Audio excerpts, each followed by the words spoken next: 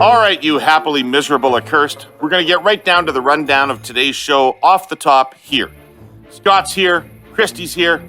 There's lots happening and lots to talk about this week. Ukraine. Prime Minister's travel to Europe. Sanctions are in place. But interestingly, Bob Rae seems to me to be ahead of the government, pushing for some action, undisclosed, that's not yet taken. We'll dive into that and the government's handling of Ukraine from a comms and political perspective. Then we'll bring it back to Ontario with our cursed clipping. This week, Martin Reg Khan's piece on Doug Ford losing an important guardrail with Christine Elliott deciding not to run. And she's not the only one. What does it mean when so many caucus members tell you they're not interested in running with you again? Christy, you've been a leader. You've been through this. We'll come to you on that. And then, like we do every week, we'll wind things up with our Hey Yous. But before we do any of that, I'd like to start this show with a short discussion, tribute to our friend John Duffy, who died last week, and his memorial service and funeral are today. It's still just a shocking thing for me to imagine. I really haven't come to grips with it yet. I met John when he was a lefty at a university, more affiliated with the NDP than he was with the Liberals. John Roberts. For those of you with very long memories, John Roberts, the Minister of Employment and Immigration, ran for the Liberal leadership in 1984.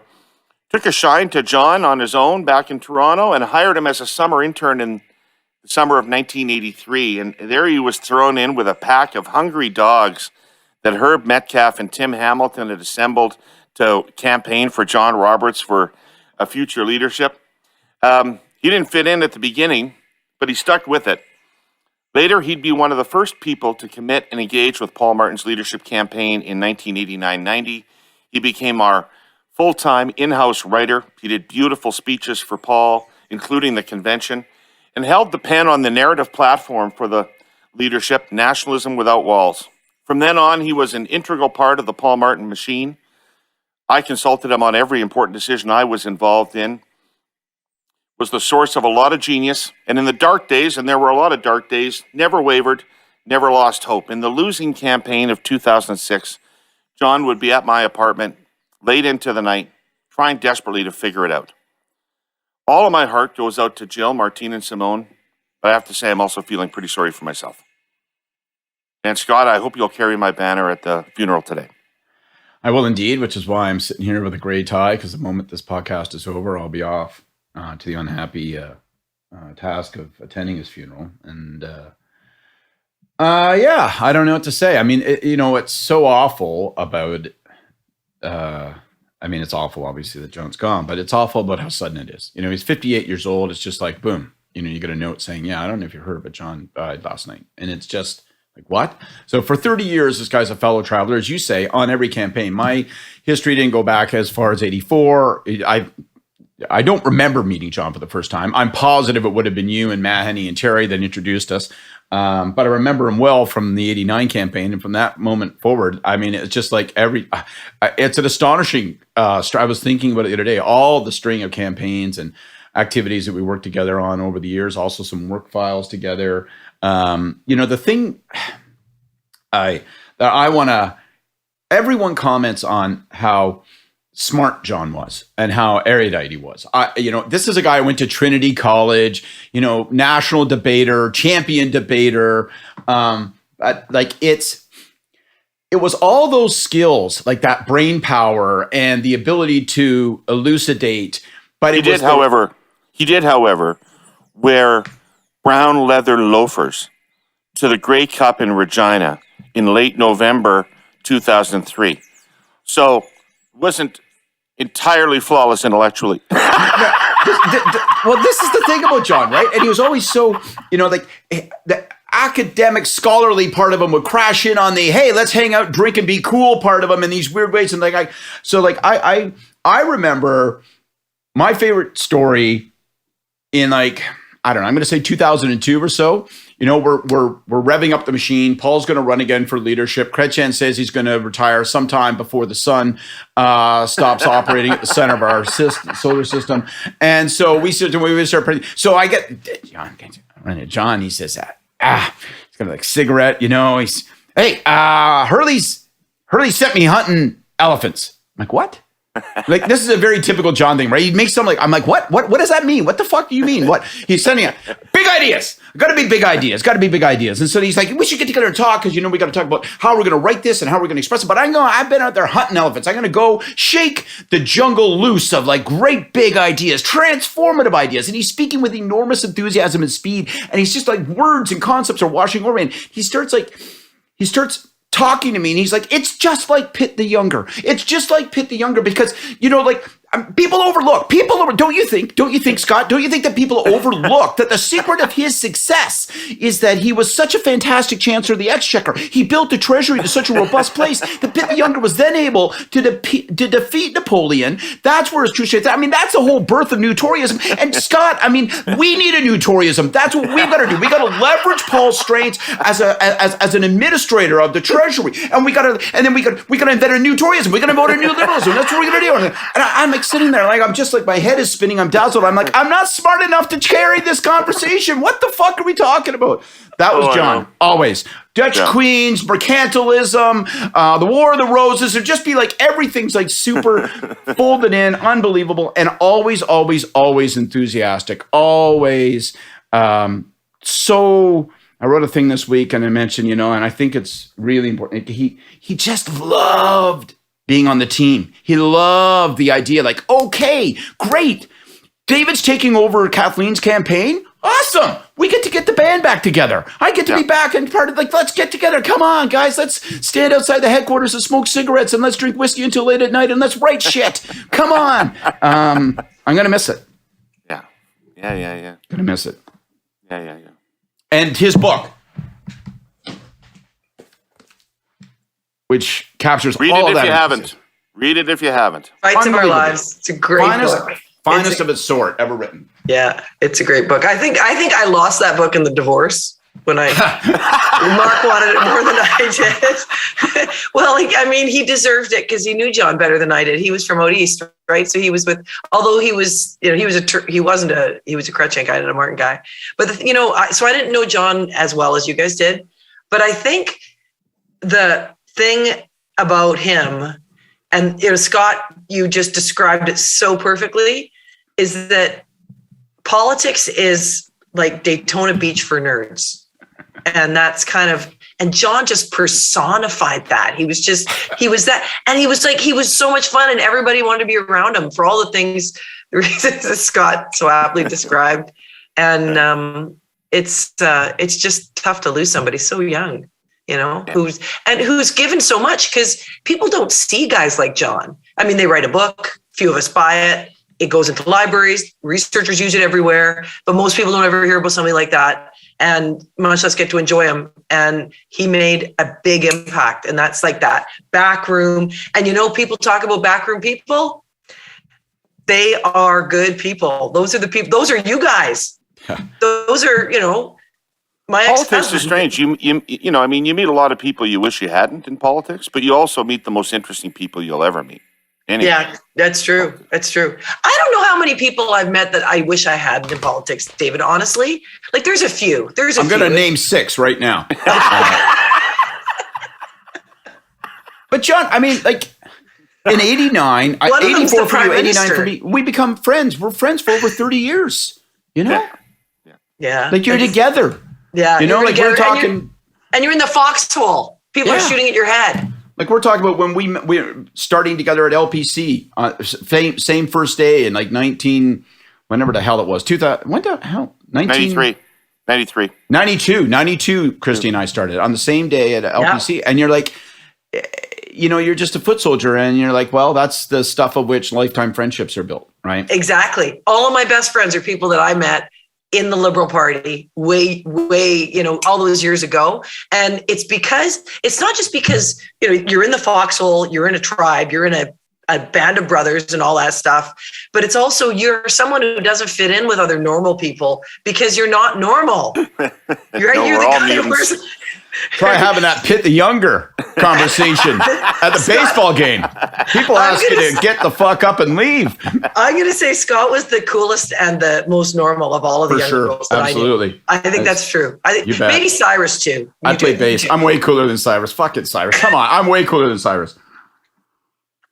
Christy, I've actually never heard the term cool applied to Scott before by anybody in any circumstance. Look, it's not. I said coolest. It's not a high bar. Yeah, that's what they say. Politics, show business for ugly people.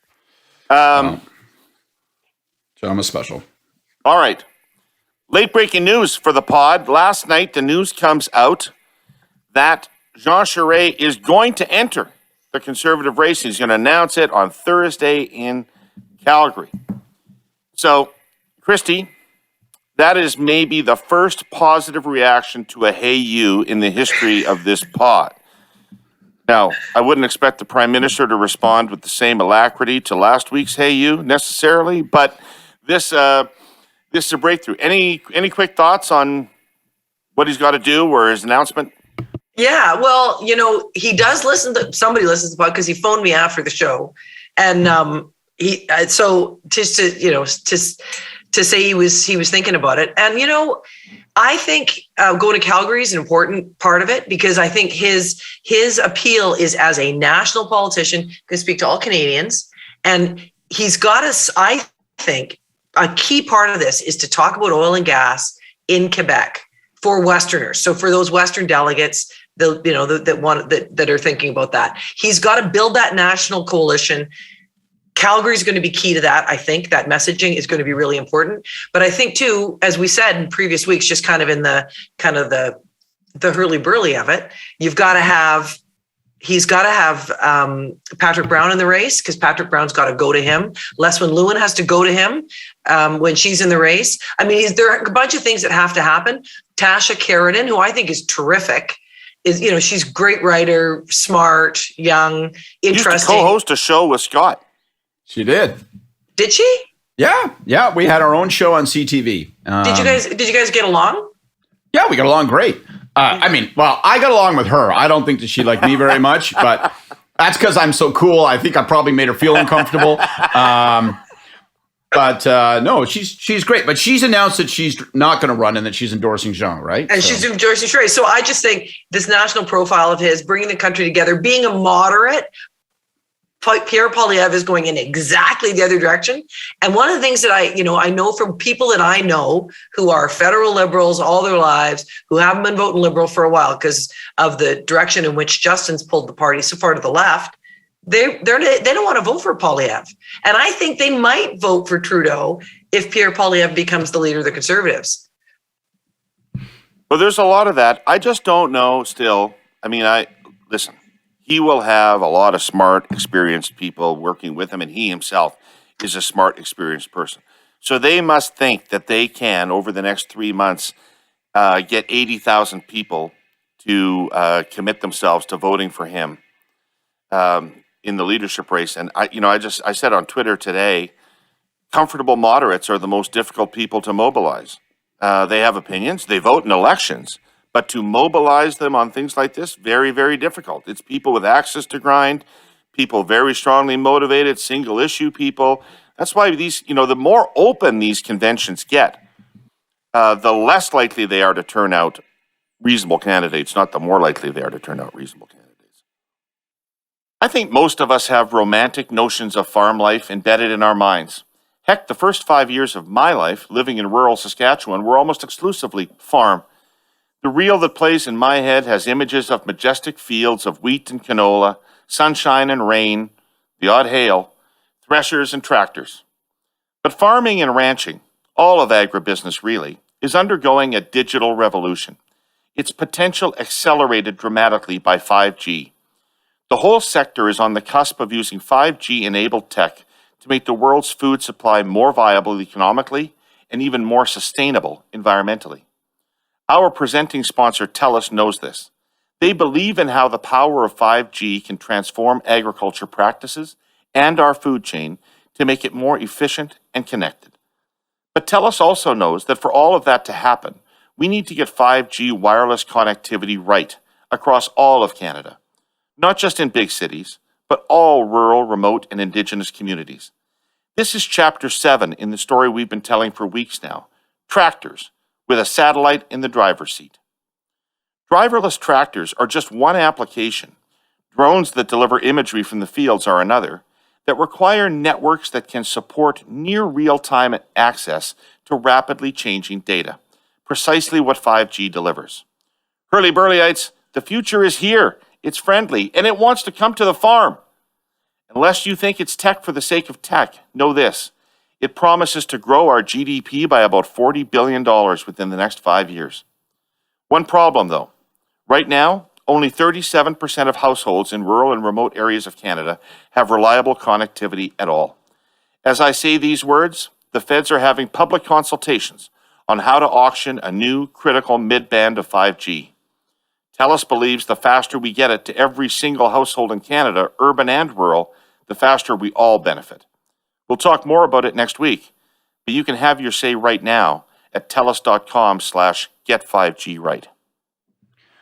So I think one of the things, it's also, I got an even later breaking piece of news because I noticed that just before we started the pod, there's actually a report from CBC saying that all three, Charest, Brown, and Lewis will announce this week. So I don't know if that's true, but I thought that's interesting Right. because I think it's vital for that indifferent moderates or whatever you segment weenies call them, David, but whatever you're going to call them, I think it's vital that those other folks enter the race for Charest if he's to have any chance of going against Poilievre. Because I think Poilievre, one thing you can't question is his ability to motivate people within that base, right? And he's gonna feed those people fire. They're gonna breathe it right back at him. It's gonna be a sort of a concentric loop of anger and animation. But Brown can sell.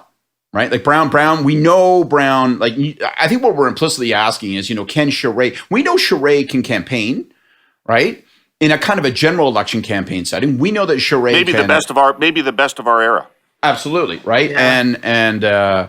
And we know that he has appeal that you couldn't dare dismiss from in a general election, but whether he can sell, I mean, that's a big question we're asking, right? So, but Brown can sell. So we know that. So then the dynamic of Lewis is in. So then you have to say to yourself, well, there's a couple kinds of dynamics that happen in these kinds of leaderships, and which one is going to take hold? Is it going to be the anybody but dynamic, right? Which is if Pierre is clearly the front runner, does everyone else, including Lewis, sort of gravitate toward our mission is to stop Pierre, and therefore there becomes a natural affinity between them, those candidates, their people, all that stuff? Or is it ideological? Because Lewis has nothing in common with Charest, right? A Quebec pro-choice guy. Like, I mean, I don't know. It'll be interesting to see how Charest handles those kinds of issues, see if he has to tack into the wind a little bit. You predicted that a couple of weeks ago, David.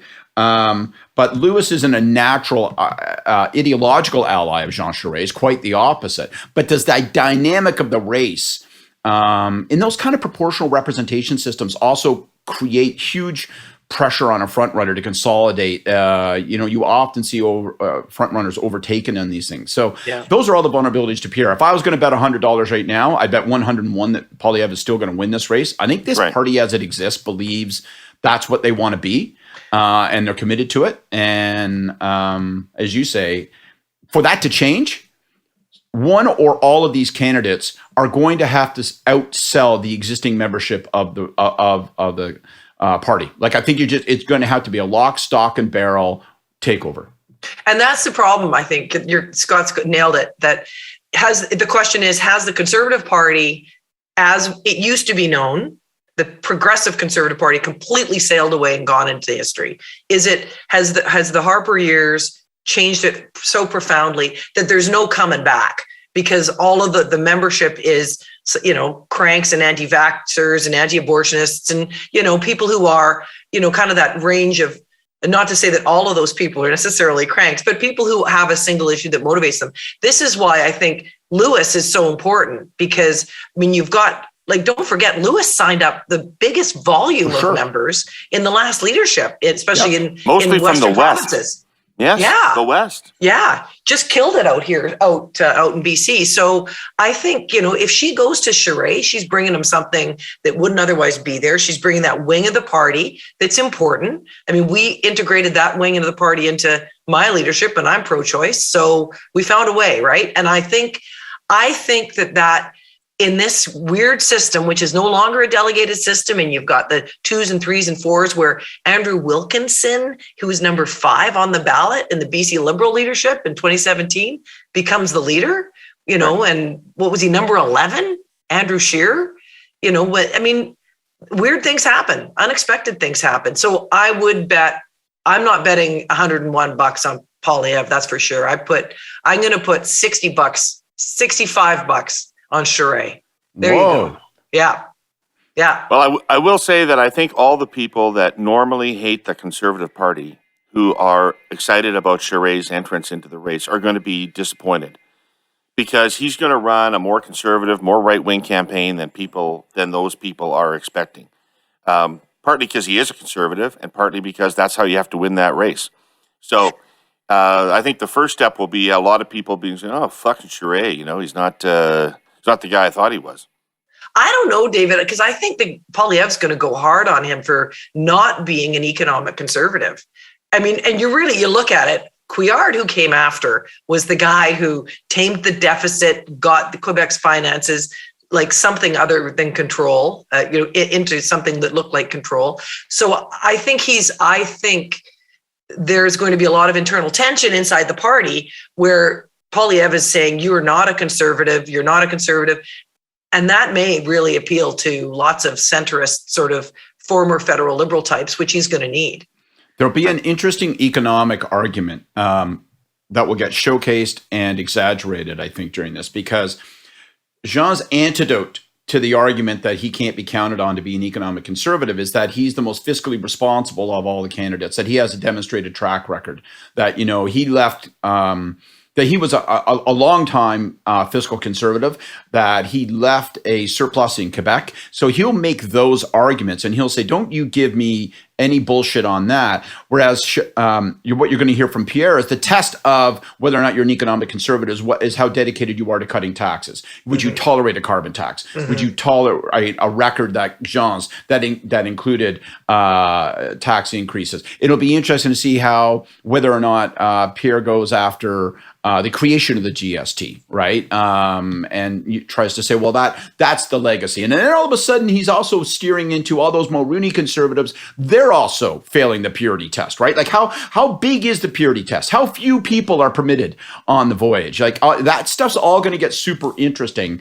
And, I think Pierre will win, but I think they got to be careful in fighting Charest that they don't make themselves unappealing to anyone who's not with them at this very second. Yeah. I'm just saying that he has to do things that make sure he doesn't fall into the caricature that they're making of him as a fake conservative, real liberal, all this kind of stuff. I mean, he has to. One of the strong under themes of this campaign will be populism versus institutions. Will be ins versus outs, and Charest's an in. He's an establishment figure. He's represents the institutional governance of Canada. Poilievre, I think, represents the opposite. I think Charest is going to have to tack in ways that make him more acceptable to the current zeitgeist, not just in the Conservative Party, but in the country. Well, I think, let's not forget, this is all just about making members, signing people up and getting enough guys to put you 2 and 3 and 4 and 5 really to win, right?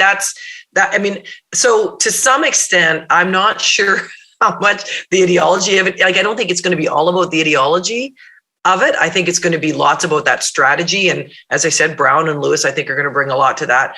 And I think, when I was in government, we had the lowest rate of growth in government spending anywhere across the country. We had the lowest taxes anywhere across the country. We had the fastest growing country. Like, we were really killing it on our economic credentials, really, really conservative, right? And I know too conservative for some federal liberals, but nobody thought I was a conservative because the Fraser Institute didn't like the fact that we had film subsidies and some other things that were built in, that were kind of to attract, that distort the economy in their view.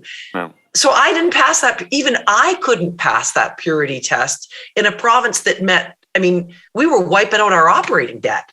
We were like, you can't make those people happy. And you know what? they can't deliver on what they say they want to deliver on in any case. When it comes down to practical governing, even Harper had a faster rate of growth in government spending than I did. So I don't know. I think it's all bullshit. But David, on the, I think it's all bullshit too. I'm 100% sure that final sentence. Yep, all bullshit. Yeah. That should be the slogan as far as I'm concerned. They should have been right on the bus, right? All bullshit, honk. But I believe that saying is taken by this pod. Exactly. I think it's interesting though, David, like when you say, well, he's going to run more to the right and he's going to have to play into that zeitgeist.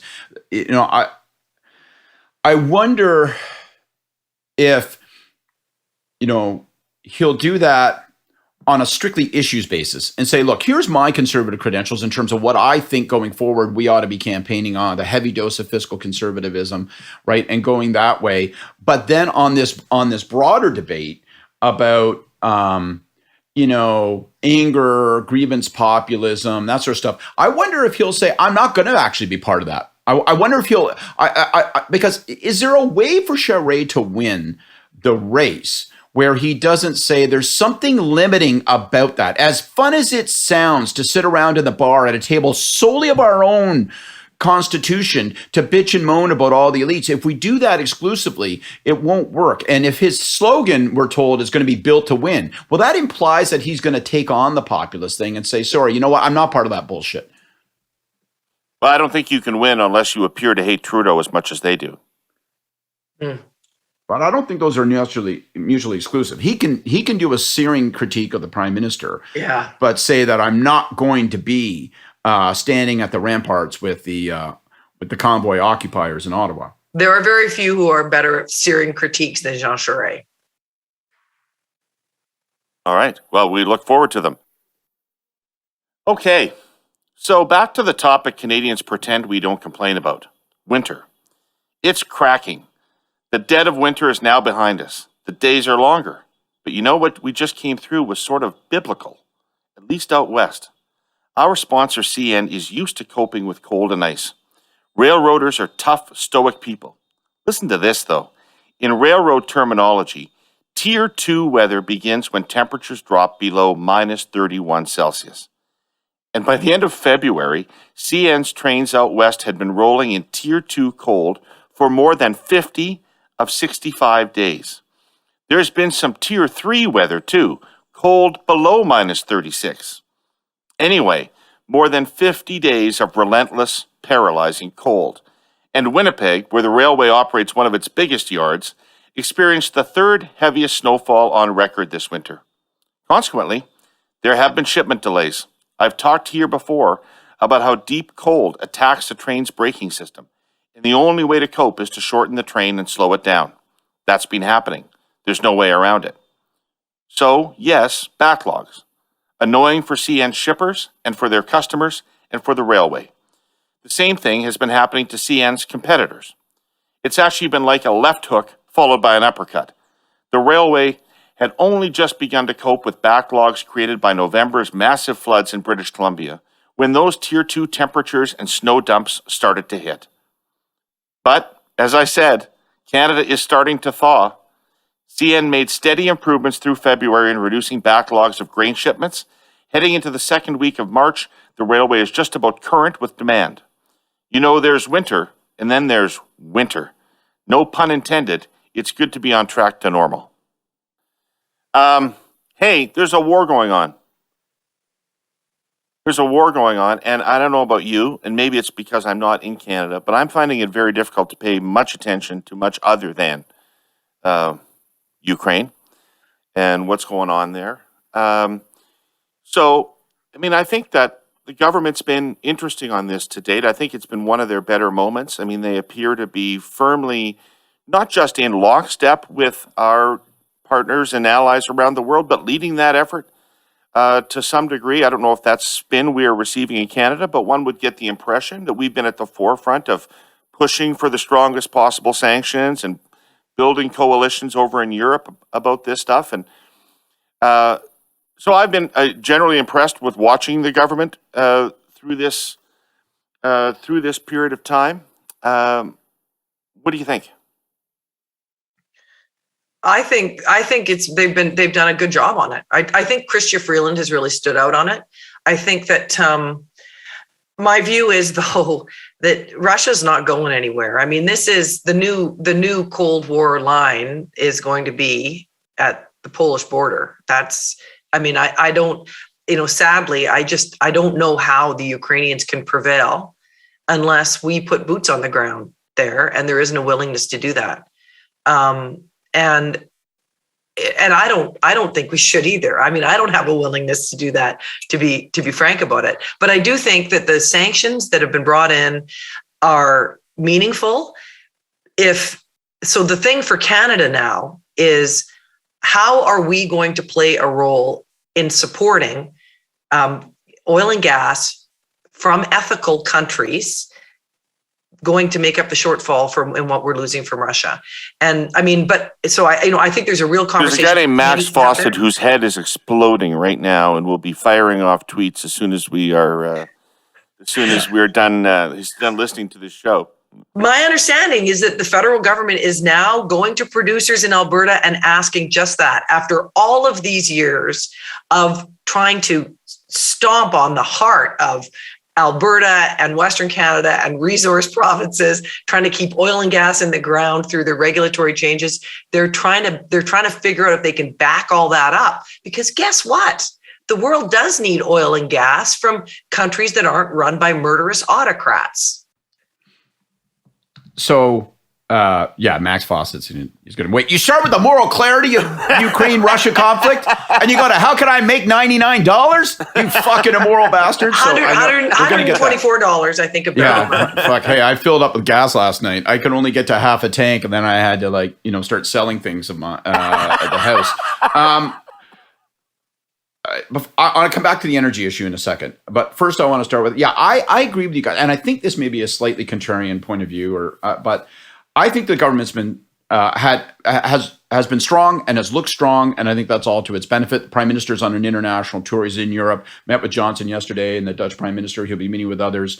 I think it's going to be really interesting, substantively, to find out what comes from those talks. I mean, what are the next cards that get played? At what point do we start saying the pain that's being exerted on Russia is sufficient, and its people are feeling it's sufficient, that we start to try to box Putin in by giving him a way out, by saying, listen, people of Russia, if you want this to stop, if you want your MasterCard to work, if you want the ability to actually purchase something, if you don't want 20% interest rates and 35% inflation, then tell your leader to do this and that differently. But we'll see how all that goes. Substantially, I'm interested in it. But the one thing I guess I would say is that I think because this is an issue of moral clarity, and the government has the opportunity to say, look, we're not confused or clouded about what we say and where we stand. They've looked great, particularly Freeland, who feels these issues obviously so personally and has been effective in managing it. She's looked great. I don't want, as a liberal, I don't want to make the mistake of thinking that translates into something other than applause for being good in the moment. Like the idea that that's going to translate into, this is going to position you better in the next election, or this is some kind of course correct for a government that's looked listless. I don't think any of those things. And I don't think you can count on any of those things.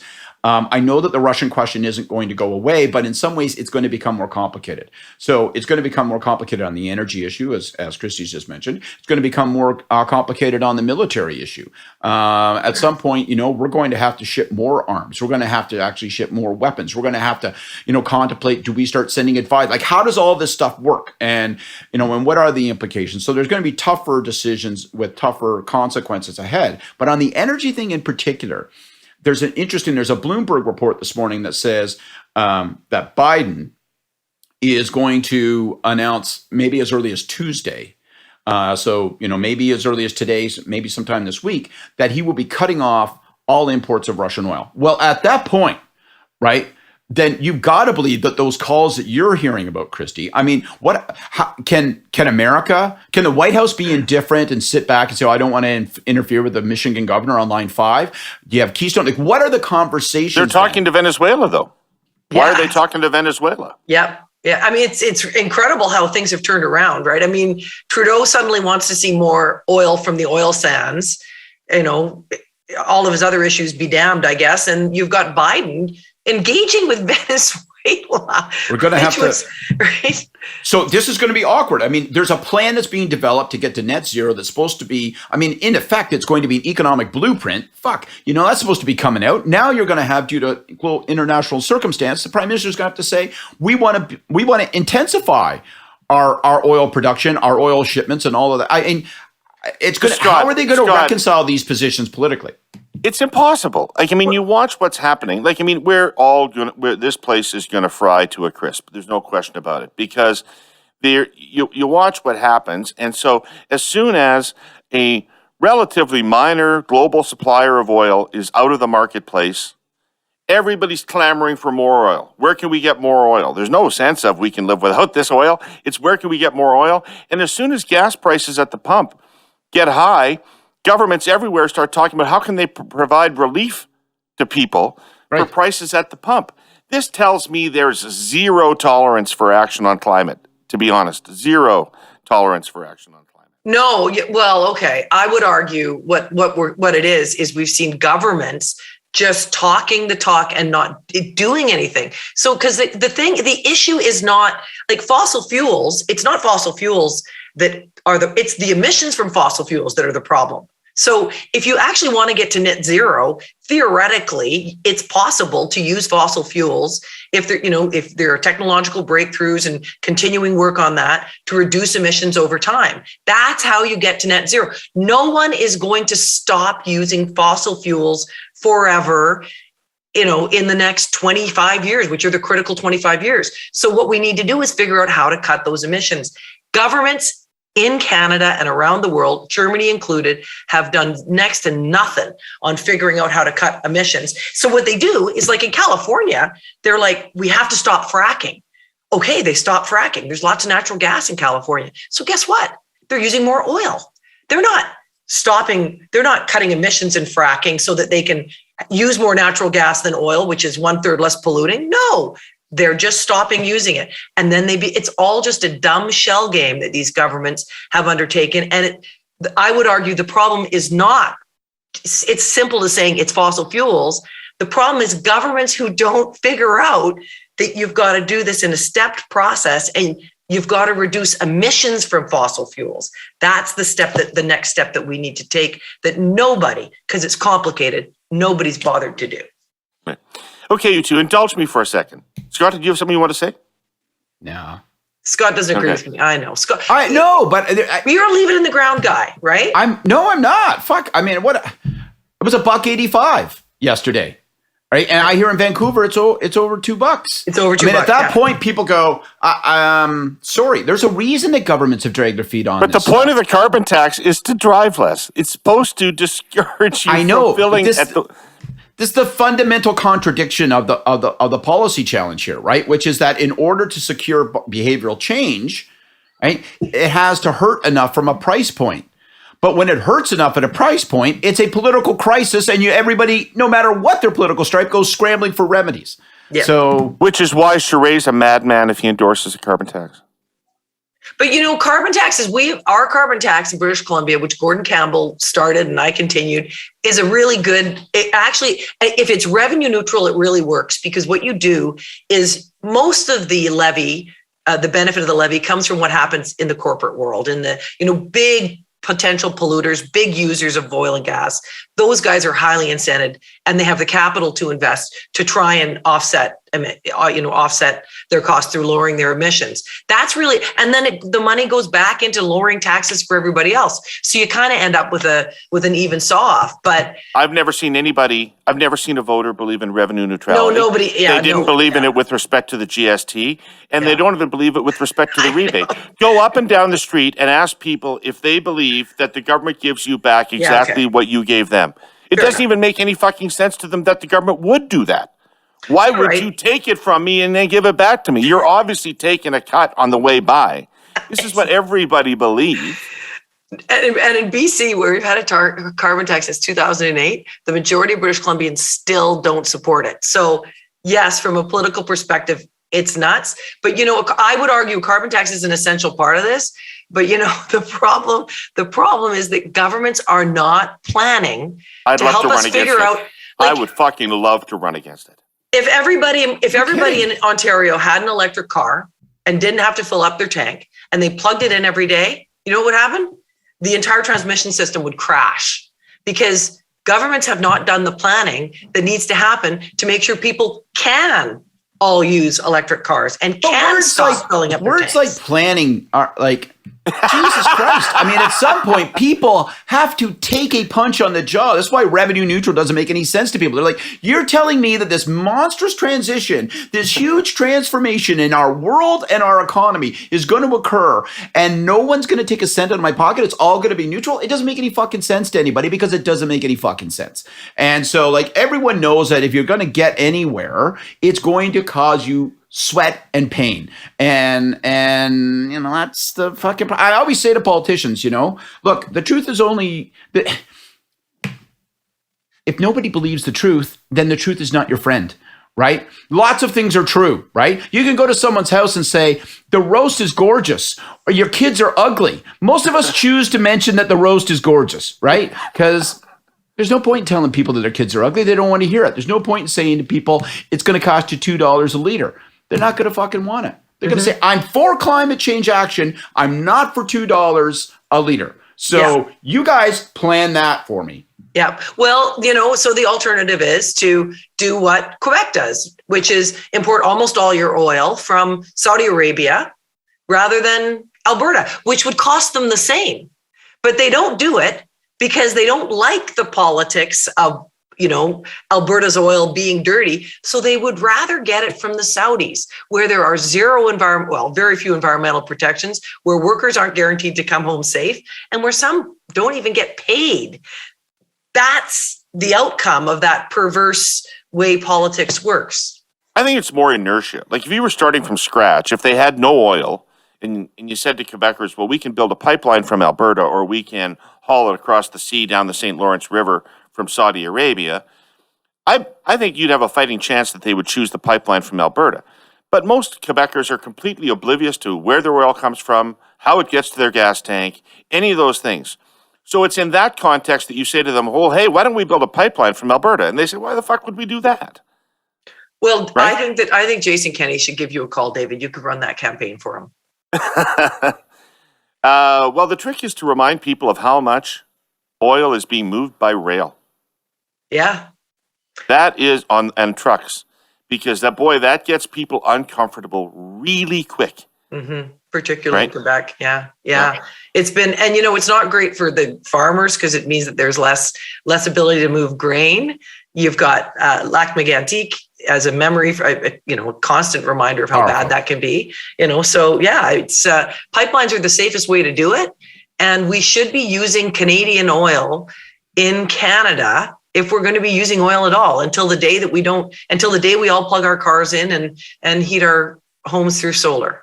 But the politics of suck and blow, this is just the way I would end this, right? Like the politics of suck and blow are going to be brought home by this conflict in Ukraine. And it's going to start this week because the US and the UK and all other our G7 and OECD partners are going to start to ban Russian oil, and the shit's going to hit the fan. Yep. So we are running out of time. So we got to get brisk with a couple of questions here. I just want to come back on Ukraine for one more thing that interests perhaps only me, but and that is Bob Rae, the Canadian ambassador to the United Nations. He is obviously a highly skilled and able person. He's also kind of unique in the sense that I suspect he feels more independence in that job, more rope in that job than other people might feel. But nonetheless, regardless of whether that's true or not, he rhetorically on Twitter and in his speeches seems to be calling for the government to do something more. I mean, both he and Freeland use very, very stark language about this that's hard to talk your way out of. You know, when Freeland says sometimes the world comes down to one battle in one place, and that was Gettysburg, and that was the Battle of Britain in 1940, and now it's here. Well, then you start to wonder about why the sanctions stop at MasterCard. So, but nonetheless, Ray's out there pushing the government to do something more than it's doing. And my question is, do you think that he is coordinating that with the government to try to push the Overton window, as they say, on these issues? Or is he Frank McKenna-like rogue down there and just doing what he thinks is right and not giving a shit what the government thinks about it? Scott, what do you think? I think he's a third option. I think that he is rhetorically rogue, but what distinguishes him from Frank McKenna, who was rogue on a specific issue and wandering around Washington saying, I have the ear of the prime minister and I can guarantee you this policy. And then he was unable, that policy was not something Paul was going to deliver on, and that flushed him out. Bob so far is, yes, he's ahead of the government in his rhetoric, but it is rhetorical. It is not, and I think the dividing line is, I doubt that it's being tightly coordinated with the Prime Minister's office. I also doubt, certainly if I was in the Prime Minister's office, I wouldn't be anxious about it, because it's fine for him to be in that arena, to be employing his skills and pushing the envelope in a broad and rhetorical sense. It's only when he then sends out that next step tweet, which says, and therefore this specific policy should be undertaken, and then you can't back that up. That's when you get rent. So, what distinguishes him, I think, from McKenna on the question of BMD is that Bob hasn't called for specific action that the government can't deliver on. And unless and until he does, I don't think the government's going to rein him in, or feels it needs to rein him in, or ought to rein him in. And I think he's doing a good job. And I enjoyed his speech, and I've been enjoying the moral clarity of his comments. I think he's been doing a hell of a job too. I think it's been great. I don't know. I mean, I do detect a man who has done tons of public service. He's getting later on in life. He doesn't have another political act to play, and he feels a little unleashed down there. He is making the most of this moment based on his moral sense of the world. So I don't think he's doing it with tons of direction from the PMO, and I don't know if they would necessarily intervene. I mean, one of the things that happens when you appoint someone like Bob Rae is you have to accept the fact that they're going to do things of their own making. They're not going to be just taking orders and waiting for the phone to ring. They're not your creation. Bob Rae is his own guy. And I've loved reading his tweets. I think he's doing a bang up job down there, making Canada is standing out. I would argue, Christy Freeland's doing a good job. I think Bob Rae is making a big impact in the world. Good for him. Yeah, cool. I agree very much. Okay, it's time for our clipping. We have a special segment called the Clippings. Our clipping today comes from Martin Redcone in the Toronto Star, and it's about Christine Elliott's resignation from the Ford government. And her statement that she's not going to run again. And I'm just going to read a quick excerpt from the piece. Elliott is the 18th MPP elected alongside Doug Ford in the 2018 change election to now change their mind in the aftermath. That's an exodus amounting to almost 1/4 of the caucus, described by Ford as his all-star team. Never before have so many politicians opted to get out when the going was so good for the governing party. As polarizing as the premier is, he's still sitting pretty in public opinion polls, which is what makes so many of these departures so novel. Elliott is quitting not for fear of defeat. She is resigning to avoid winning election. She dreamed of power 4 years ago, but now realizes you'd best be careful what you wish for, lest you win 4 more years with Ford. Christy, what's your take on this whole situation? Well, I mean, I had one caucus where half the people didn't run again. And I was so thankful that they didn't. Because, I mean, we lost not all of them, but I mean, it was, you want to get fresh blood in there. Having people who've been around for a long time is not necessarily, you want to get some bright new minds. That's always a thing. So Christine Elliott, though, I think is a special case because she's a real talent and, would be good if she stayed, I'm sure, for the government. She ran for leader and she lost. I mean, good for her sticking around to run again and make sure she stayed there and, helped get everybody through COVID. And, she did it. I thought she did the honorable thing in staying. Right. I would say asking someone to stick around for another term after they didn't get the top job is a lot to ask. So, okay, I don't know what her personal feelings are about Premier Ford, but I think it's entirely explicable why she's leaving now, because she didn't, it's hard to be number 2 when you want to be number 1. And in terms of some of the other ones, well, I mean, some of those have their own explanation too. I don't know. My experience was the media always reads so much into this. It was a particular thing in my government as well. And, it doesn't usually amount to very much. And I don't think you can interpret this always as a comment on the leader, especially since he's doing decently well in the polls. What is the impact of when, on the one hand, I know from my polling background, Christy, that nobody knows who any of these people are. Okay? Yeah. Nobody knows who federal cabinet ministers are, provincial cabinet ministers, right? They don't even know who the opposition leaders are. So it's not like people go, well, I can't vote for the Conservative Party if Christine Elliott isn't running. They didn't really know she was part of it in the first place. So, but on the other hand, there does seem to be some sort of impression that sets in when large number of people don't run. I don't know that it does. I just feel like it's a media-created process story people don't really care about. I think that, especially, given the circumstances of all the other news that we're glued to, David, I think, what I took from the piece that I thought was really important was the idea that she was a guardrail for Ford. So, if Ford has been, the problem, it happens if a premier is really depending on one or two or three individuals for their advice. They're kind of an inner cabinet group and they're not there anymore to help manage and make sure that the leader's getting the right kind of advice and behaving the way they're supposed to. If that's the case, that could be a bit of a problem for him internally, but I don't think it's going to affect his electoral prospects. Most provincial governments are run by a handful of people effectively, right? Yeah, you've got, the premier will have hopefully a great deputy, bunch of great deputies, and we'll have a good chief of staff and people around them, and I had a few cabinet ministers I really relied on who were absolutely terrific. But,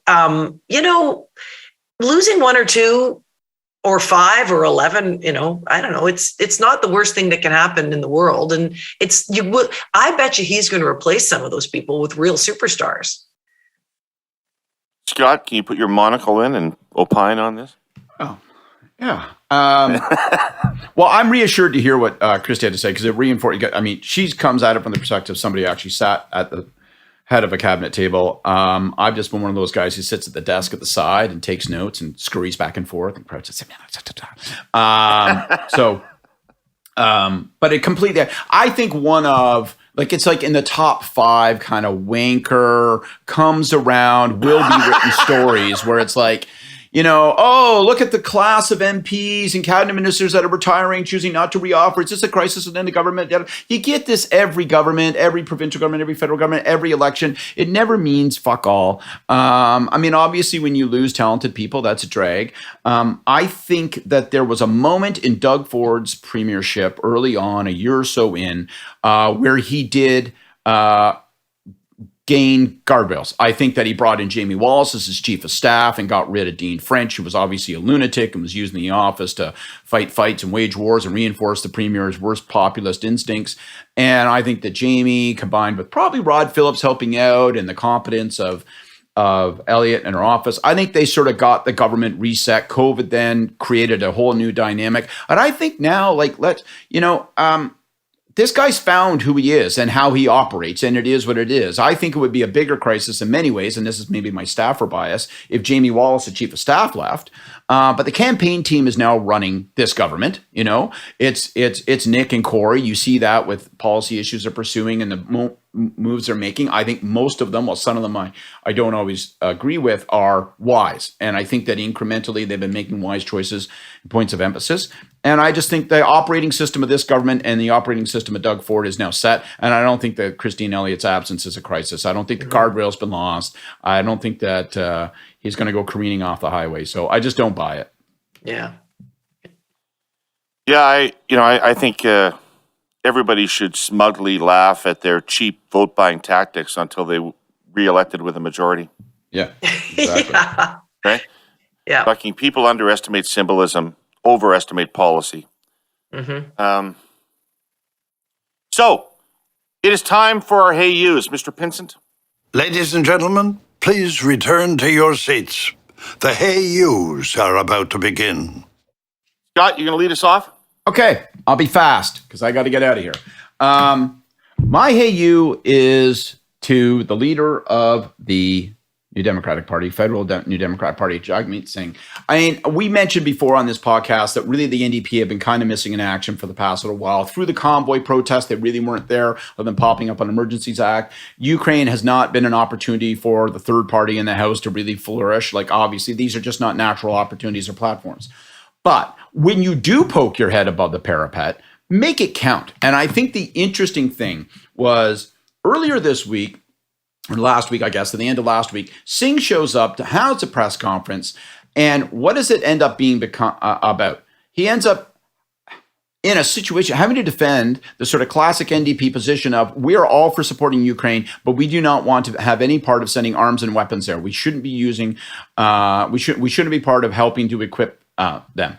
Well, that's an opinion that has zero traction with people. Now, maybe that's something you need to do. And maybe Singh, after voting for the Emergencies Act and the discomfort that created probably within his own party and his own voter coalition, maybe he felt that he could not commit a second contradiction of NDP orthodoxy. But if that's the case, then he made the wrong set of choices. I know he couldn't afford to bring down the government, but being for the Emergencies Act and against equipping Ukraine makes zero sense. Zero sense. And I don't know if there's some coincidence that it also happens to correspond to three-piece Singh, because I notice he's back in three-piece suits. But the whole thing seems goddamn peculiar to me politically. So what I'm saying is, NDP, you guys are taking yourself out of the game. I know we're between elections. I know people can say nothing matters, but fucking something matters. You guys are like, you're just nowhere. It's not even a chemical trace. And when you do pop up to be wrong on something that matters this much at this moment, it's just bizarro. So get better, for fuck's sake.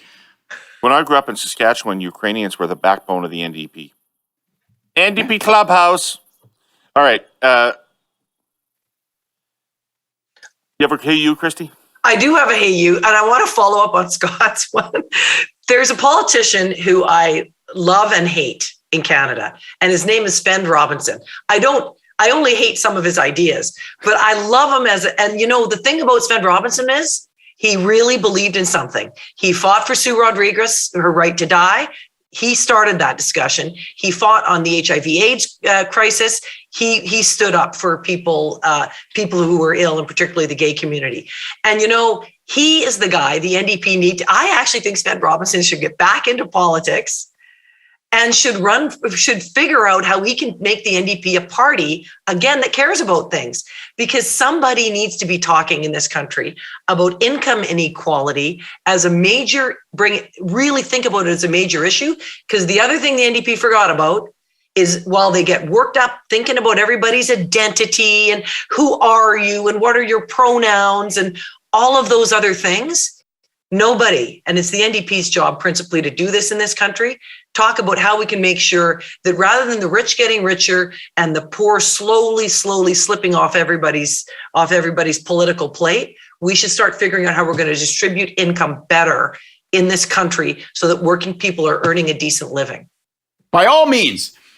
Jean Charest is the leader of the Conservative Party. Sven Robinson is the leader of the New Democrats. I'll be listening to Purple Rain on my Walkman. There's never been a better time to be in 1988. It rocks here. There's no such thing as climate change. It does, just based on what the two of you said, I mean, it really does feel as if the professionalization of the NDP that occurred under Layton and Mulcair somehow stripped some of the essence out of it. Yeah. I mean, where are the labor unions that used to be, running that show over there, right? Where are they? That's where I would start. They're being appointed to the Senate by Trudeau. They're being appointed to the Senate by Trudeau. Yeah. Meanwhile, they're letting the NDP kill every high-paying working class job in the country as they join, as they join the echelons of the elite in Canada, and it ain't working for people. All right. My hey you is very simple. Hey you, John Duffy. Thanks for everything. I also, while I'm at it, I want to thank Craig and Marcia from Casa Moonvine for providing me with this lovely spot for the last 3 weeks from which to host the international worldwide headquarters of The Curse of Politics. And I want to thank, obviously, our presenting sponsor, TELUS, and our sponsor, CN Rail. Christy and Scott, thanks a lot for being here. It's fun to hang with you. And to all you listeners and viewers out there, thanks for being with us. And we'll see you next week. Raise a glass for us, Scott. Sure will. See you guys. Love you.